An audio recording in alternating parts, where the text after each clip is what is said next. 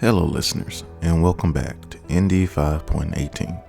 And as always, I am your host, Ender. And welcome back to the End Talks.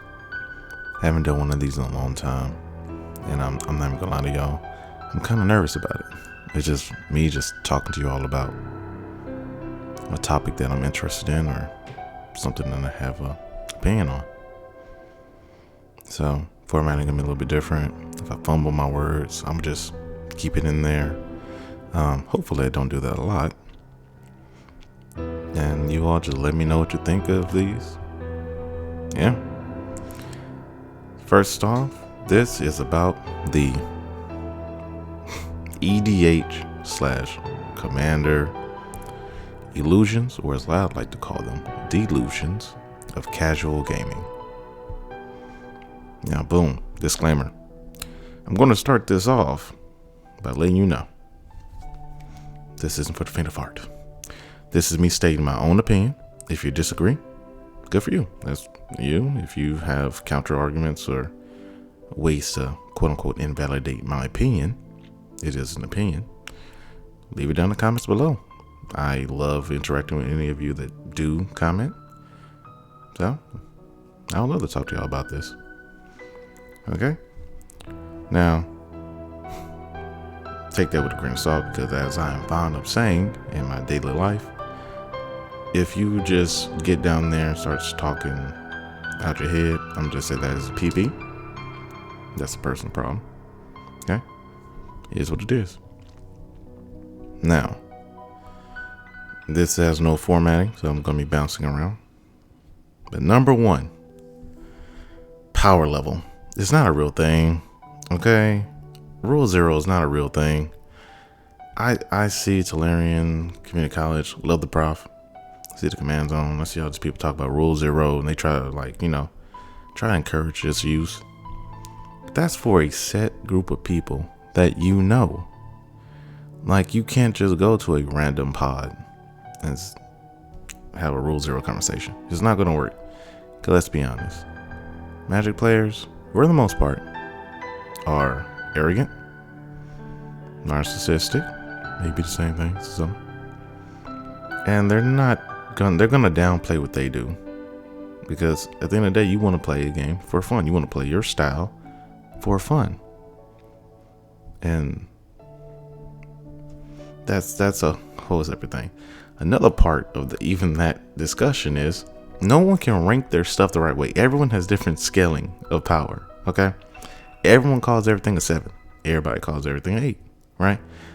I've had arguments over the definition of a 10 versus a 9, right? At what number does it become CDH, right? And people don't factor in that, yes, you could have something weak, but in my opinion, and this is coming from a modern core player who also plays Pioneer and Pauper now, right? It's the pilot. You could have something totally weak, but because of the person using it, its power level immediately rose. If you all are fans of NTG Goldfish, all right, look at Richard.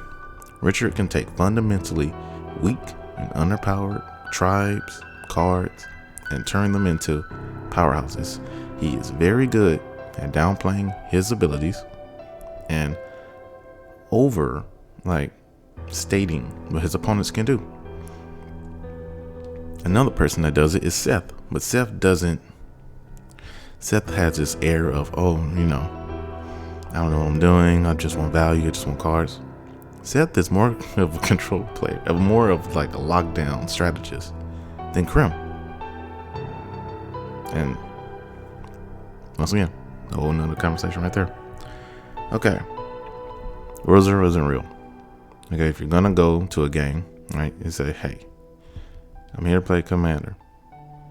If you do wanna tell them a heads up, you can ask, what don't you allow? That mill guy, he said it best. And if you get a whole spew of just things that they personally don't like, that's not the game for you. Okay, find a different group. If anyone would sit there and listen to these self-policings, don't play with them. It's simple. But you may think, oh man, the web, that's the only group there. Then you all gonna have to try to find a middle ground. Once again, you're probably not gonna want to. Okay, I had to get that one out the way because I've never seen a good rule zero. Okay, number 2, threat assessment. By the way, I have like 9 points written down here, right? I'm gonna see how many I can get to in a decent time. If not, I will, and also based on feedback, I will definitely come back and do a part 2 of this. Hell, if y'all want this to be a series, we can make it work. Because End Talks is a series. Believe it or not, I may not do this a lot, but it is. Okay. Number 2, threat assessment. It's non-existent. People make decisions in this delusion of a game. This delusion of a format on what they feel, not what makes sense. I play with lots of different people. Some people have made me worse. Some people have made me better. Okay? Yeah, read of that what you will.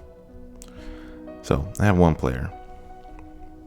I know he won't care if I say his username, but I'm not going to in this video.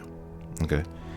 He believes that, hey, if you hit me, that's it. He's almost like, I got you. He's gonna tunnel you out the game.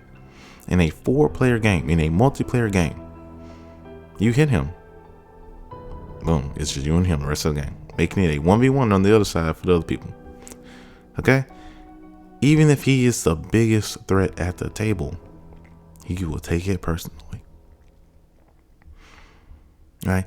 If I am playing as a prison player, as a self-loving, lockdown, stacks, Azorius control player, my job that I took upon myself, for those of you who are going to say something like, no one made you that. Yes, it's self-appointed, all right. My job is to make sure that there is a certain allotment of fun allowed at the table. Okay. I stop all these like different strategies and stuff in just little ways. Now, if I have a stacks piece or a control enchantment, something of the like, right, that is causing you the barest amount of like, I don't feel like doing this, right? But it's crippling your opponent. Why remove that? Make your opponent have it. That's the thing that I'm trying to get y'all, okay? Come to threat assessment. It all ties into what did you build your deck to do? Okay? And did you prepare yourself to face people that would want to stop you? Now, I'm prepared for when people destroy my lock pieces. That's how I built my deck. I even prepared for people to have answers. I don't know why players don't prepare for that. They think the biggest threat is the one that's making this an unfun experience for me, not the person who's going to beat you. Alright, so it's like, look at what's on the table. Look at what people are playing. What's their commander? What's their colors? Okay? What are they showing you that they're capable of doing? And from there, each turn, make a new decision. Okay? I had one person, they used to love to make deals for the game. Never make deals for the game, people. Okay? That's not how Magic works. That's not how politicking works. Okay? You make it by a turn basis. Yes, I'm telling you how to play the game, but I'm trying to teach. Okay? Say one thing about Ender. I tried to teach you in the best way possible. You may not agree with me, but as long as you can see my point, you will not be disappointed and you will have a fun experience. Okay? Sorry about that. So, threat assessment, case by case. See what each piece someone is doing, each creature, artifact, what they're doing, and how does it tie into their commander. Now, there are some people that build commander decks with a commander. It's just icing on the cake. The deck itself is fully functional. It is fully strong. Okay? Those are the people that you have to learn that yourself. But most people look at their commander and build a deck off of them. That should be the prime example of your threat assessment. Now, I could pull up, examples, throw it in your face right now, right? I'm not going to do that this video, right? Simply because I want to talk to my audience. Now, if you want me to do that, please comment on that. Let me know. I have prime examples for y'all next time. But yeah. Number 3, the difference between casual, competitive, and in between. Ooh. This is a special. Simply because people believe commander is casual, right? People believe CDH is competitive, right? No one knows what's in between. Now, I have played with lots of people, right? They say this. Casual is like people getting a chance to try new things, try new variations of win conditions, try new cards, right? Competitive is someone trying to win. I don't know about you all, but in a game where there can only be one person left standing, isn't that kind of competitive? Right? I've seen plenty of clips of these EDH groups that I've mentioned previously, right? Where there is one person winning and they mess each other over plenty of times in the game, right? That's part of the game. It's a game of,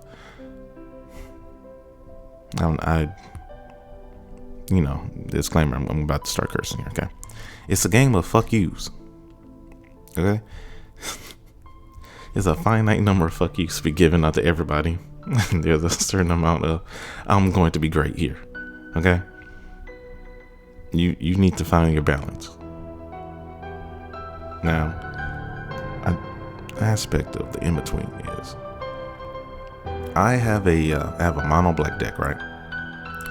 That deck, it only really works against creatures.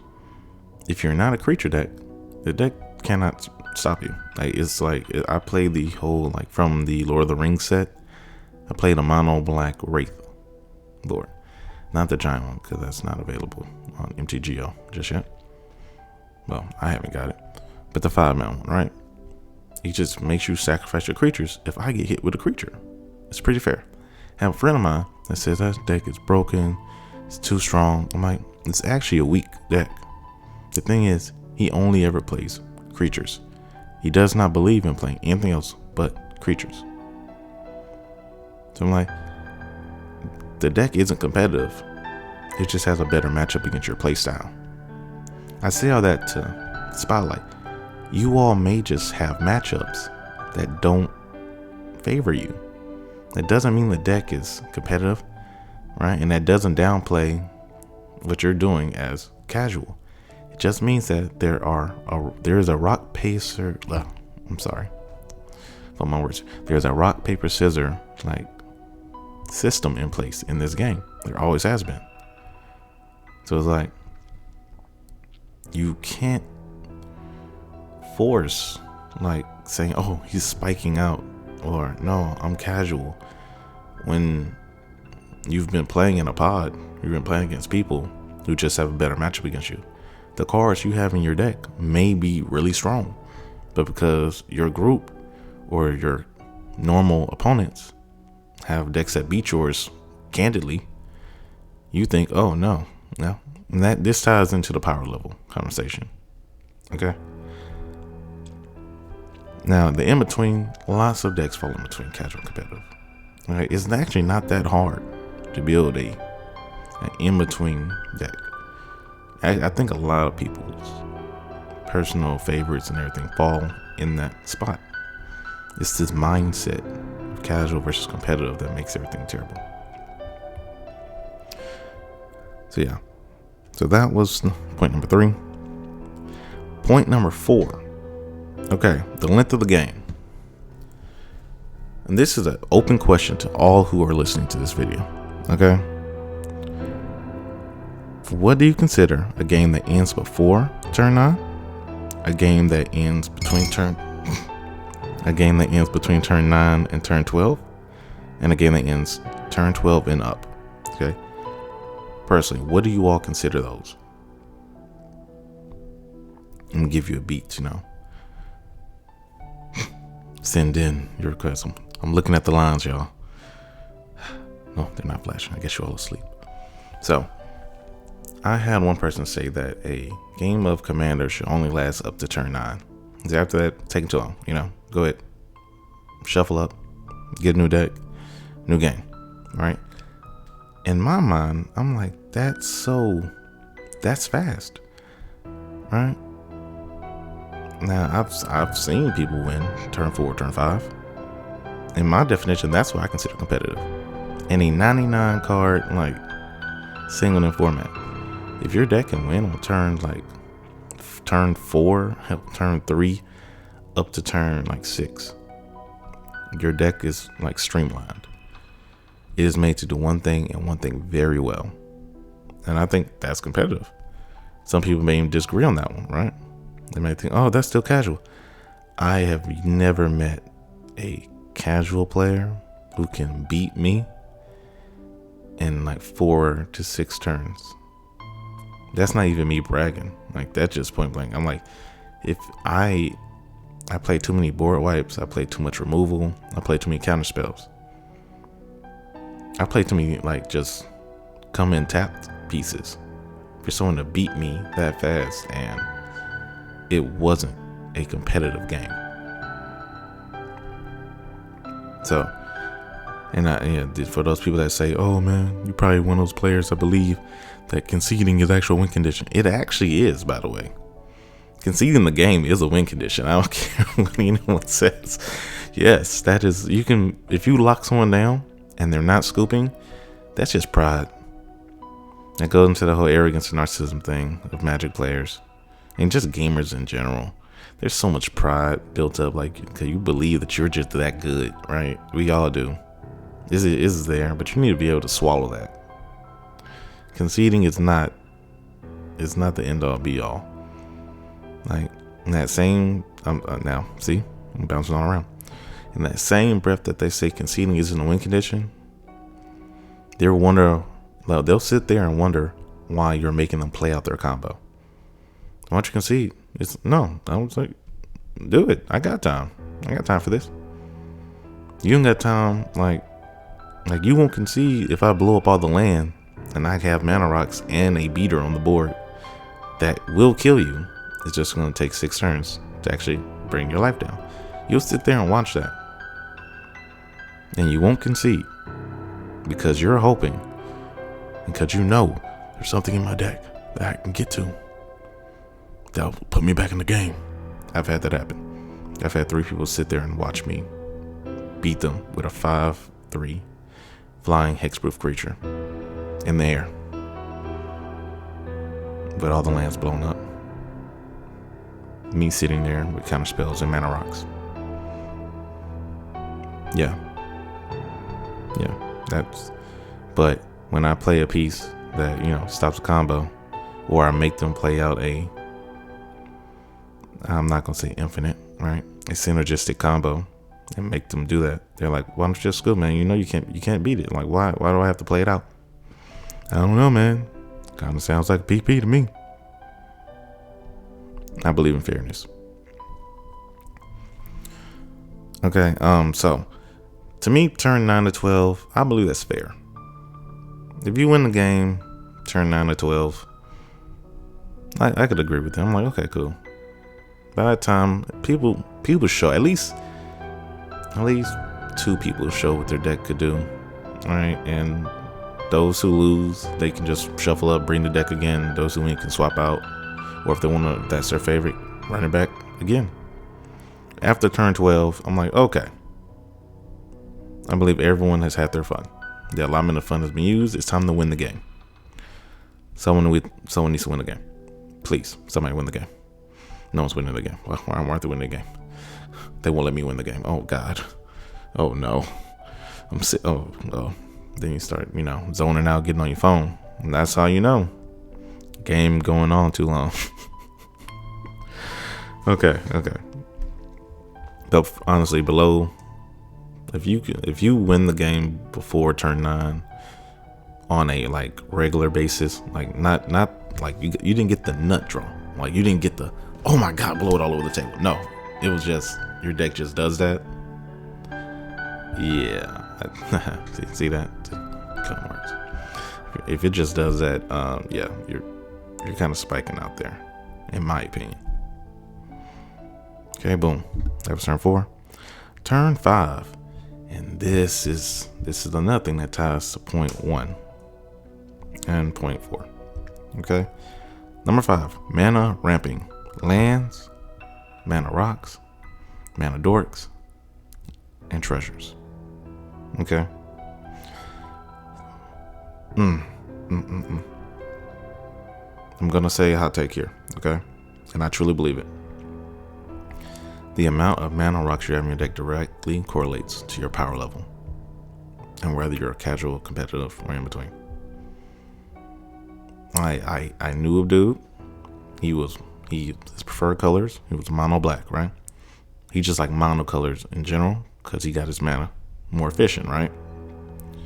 He played 13 to 14 mana rocks. Right, at a minimum 12. At a minimum of 12. And I'm talking about the good ones, like the Jewel Lotuses, the Mana Crypts, the Mana Vaults, the diamonds, like he did all that, right? And he said, oh, y'all always say I'm spiking out, I'm super competitive, right? Let me build a deck. I helped build them in a deck, and I started decreasing the mana rocks. So like, no, why? You need those. I'm like, you're taking off too fast.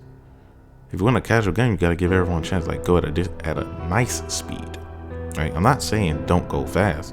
I'm just saying at least tone it down a little bit. Like, nah, man, but those are just good cards.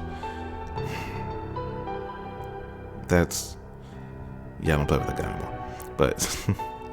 But yeah, that's a very certain mindset, and I'm pretty sure a lot of y'all have met players like that, who they just load their deck down with a whole bunch of mana rocks so they can pop off as fast as possible and win the game. That's part of spiking. That's competitive. You can't take that mindset and slap it into a casual format. You can't. It doesn't work. Like that's part of this delusion of casual gaming that Commander is. It's not casual. So many people say that they're a casual player. They play. Their lines are so strict and so tight that they might as well just be at a tournament. And I'm not talking about no LGS tournament. I'm talking about a real tournament, like playing for money. Okay, that's how these people are doing it. That's how people are playing the game. And Wizards of the Coast, they're not helping. You made everything about Commander, and let me tell you, if everything's about Commander, the power creep is real. Y'all saw what happened to Modern. You see what's gonna happen to Pioneer. Like, everything is going up, and not just price. Like, you can't really find a good casual format, a good casual game anymore. Hell, look at Pauper. Like, I just started playing Pauper. I'm still trying to find where I fit in there, right? Because Control not looking so good anywhere but Pioneer. I'm gonna be honest with you. So I'm having to find my own little niche here. But I digress. Okay. Green has monopolized this view that ramping is safe and normal. No, it is not. There are too many powerful lands out there for y'all to keep saying ramping is safe and it's light and it's normal. No. I am a fan of land destruction. Yeah, you just heard in the story. Within reason, though. I'm not just here to blow up a board and have us sitting here, twiddling our thumbs. I'm saying that you can destroy lands if it's part of a strategy. Okay? Don't just reset the board just to do it to be spiteful. Do it if it's part of the win. Okay? Selected land destruction, like Ruination, right? I showcased it in the red color breakdown, right? Destroy all non-basic lands. I think that's fair. If everyone plays basics, it's not bad. Like, it teaches people to, hey, you can't just keep getting all these value lands. You can't keep playing all these value cards and expect not to get punished for it. Okay? I play Confounding Conundrum. And like one of my, I call it Fair Play.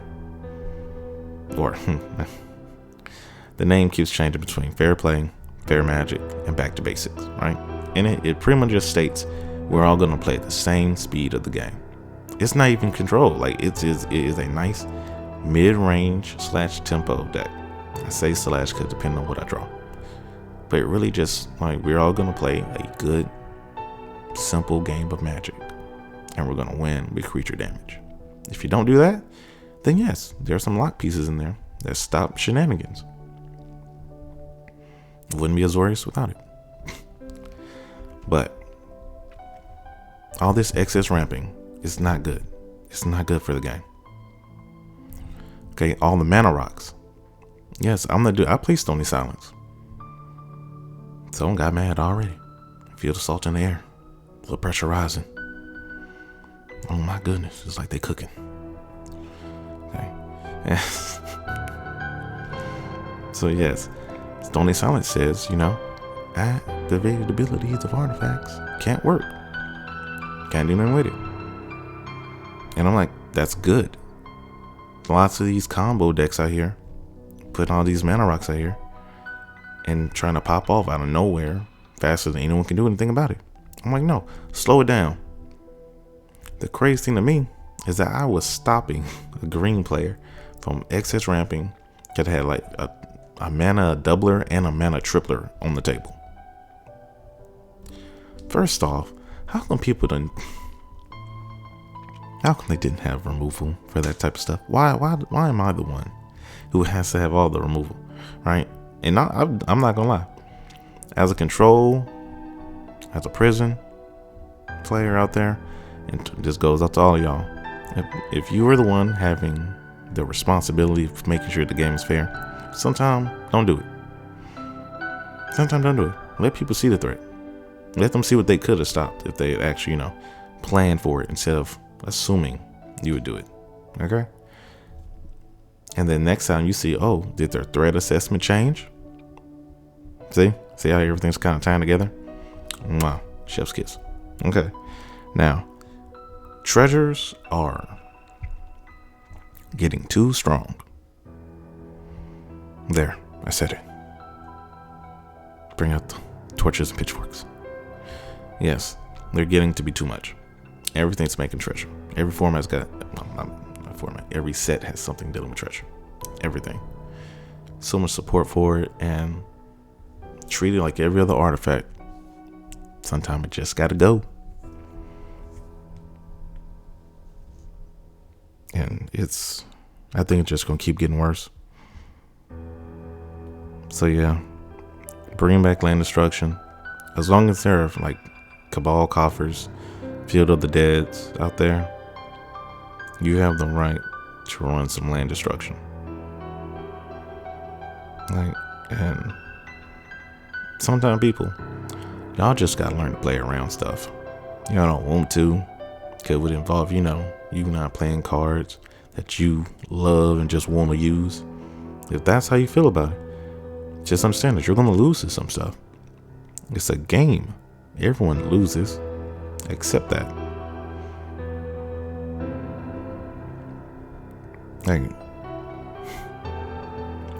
Okay. Point. Actually, no. Side point. Side point here, right? I knew this one dude, right? He played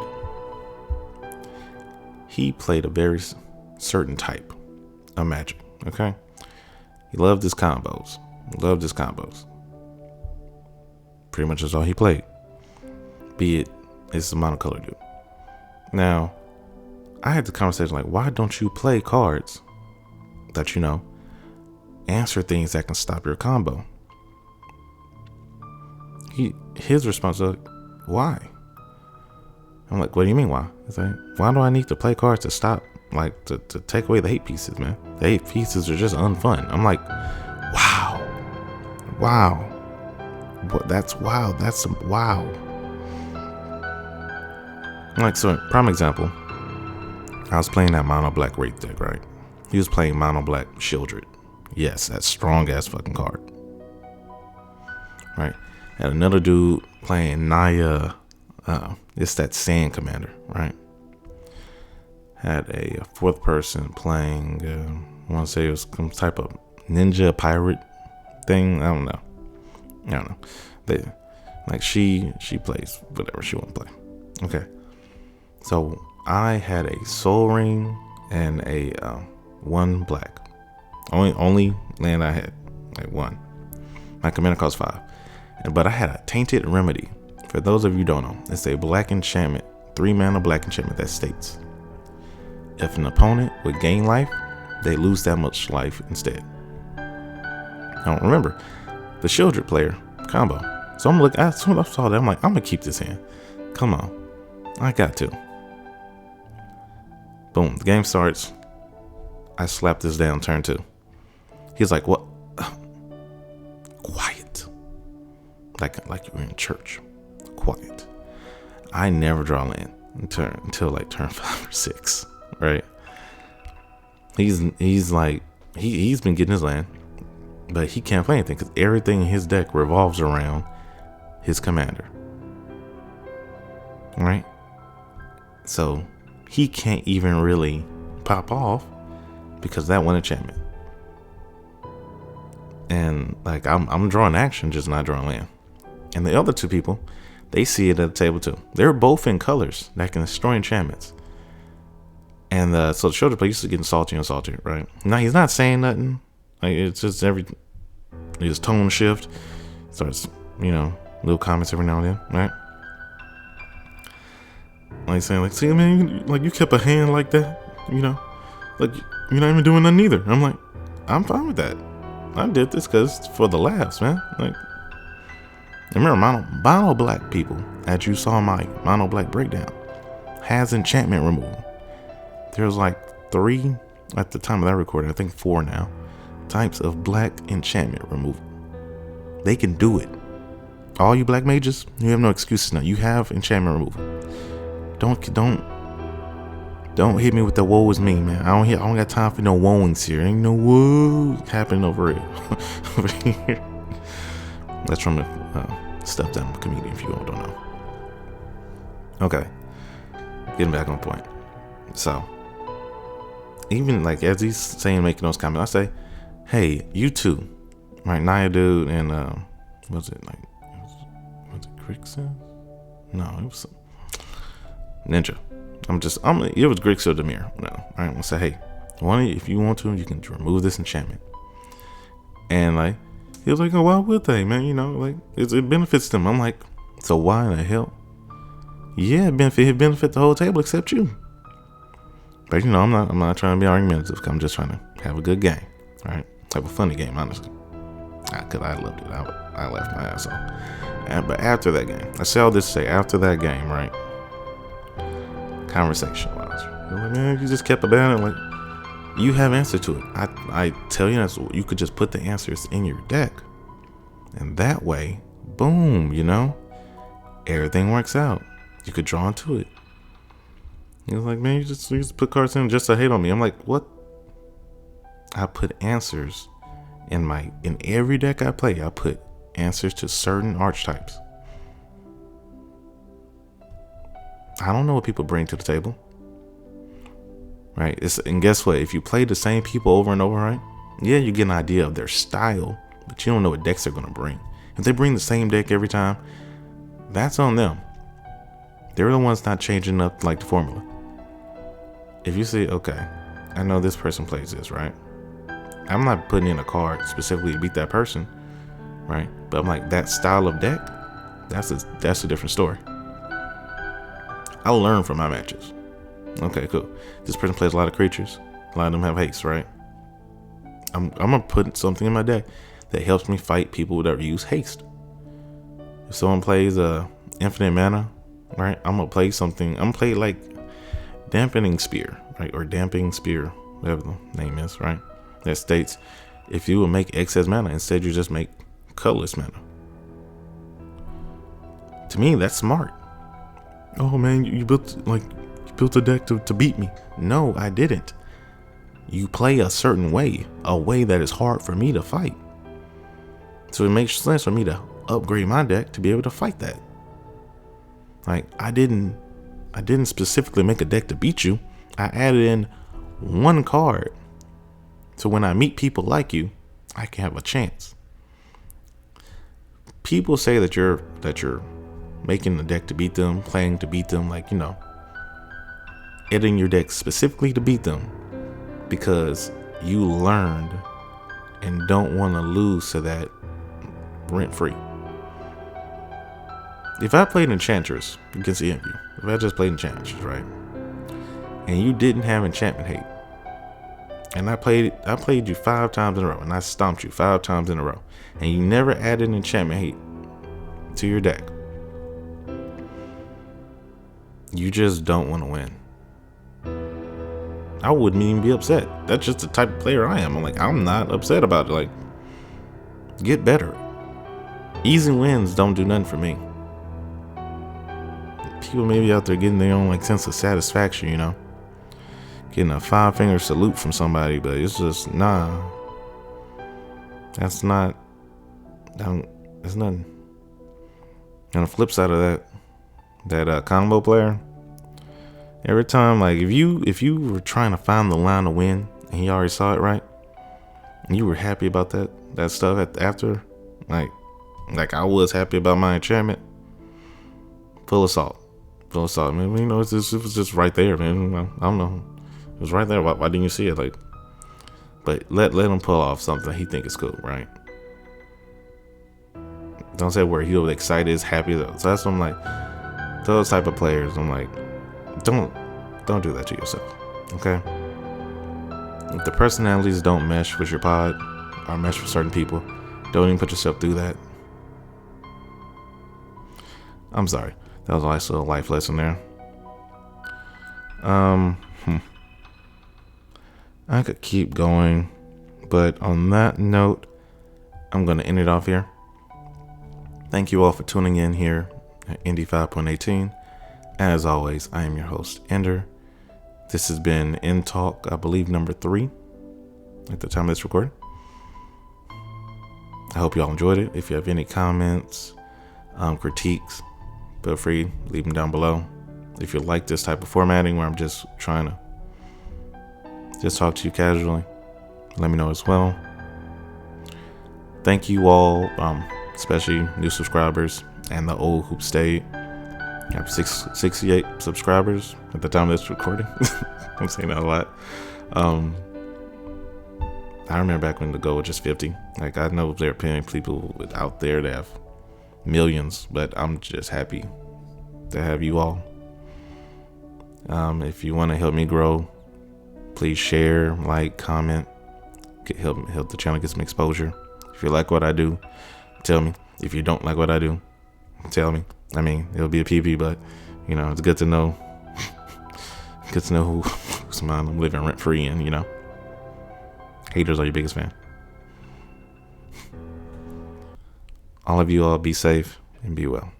Ender signing off.